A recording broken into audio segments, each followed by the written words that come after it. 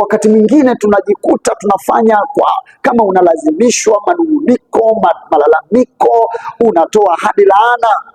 Fanya kwa moyo, usifanye, anasema muweze kulisimamia, si kwa kulazimishwa, bali kwa hiari, kama Mungu atakavyo, si kwa kutaka fedha ya aibu. Tuepuke sana fedha ya aibu katika utumishi wetu. Fedha ya aibu imejaa sasa hivi. Uweze kufanya huduma mpaka umepewa pesa. Hiyo ni fedha ya aibu. Epuka sana.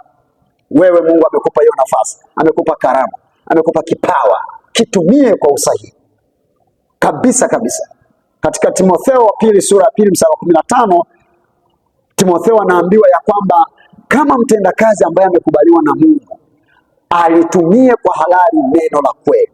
Tumia kwa halali neno la kweli, usijipatie mapato ya aibu, kwa sababu kuna wakati unakuja wa hukumu ya kazi zetu.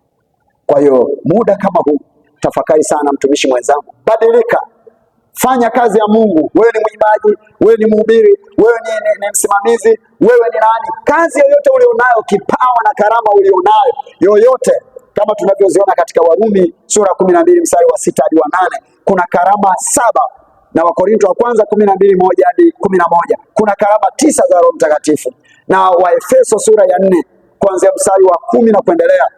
Hapo tunazipata zile karama, vipawa 5 vya huduma. Hizo vyote ni zawadi ambazo Mungu ameziwekeza ndani yetu. Tumia kwa usahihi. Kwa nini? Siku moja kazi yako itapimwa, na mchungaji mkuu atakapodhihirika, inawezekana ukaipoteza taji, lakini kwa wale watakaofanya kwa usahihi, na wewe uliyenisikia, uliyenitazama na kulishika fundisho hili, basi mchungaji mkuu atakapodhihirika, utaipata taji ya utukufu ile isiyoharibika. Mungu akutie nguvu katika utumishi wako. Shalom, shalom.